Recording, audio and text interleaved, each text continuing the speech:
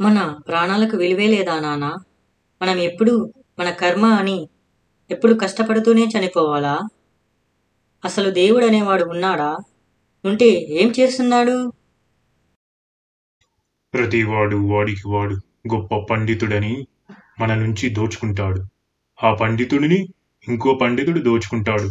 ఇలా వీళ్ళందరి నుంచి వీడి ప్రాణాలు కాపాడి ఒక డాక్టర్ అనే పండితుడు దోచుకుంటాడు. చివరికి వాడు చస్తాడు.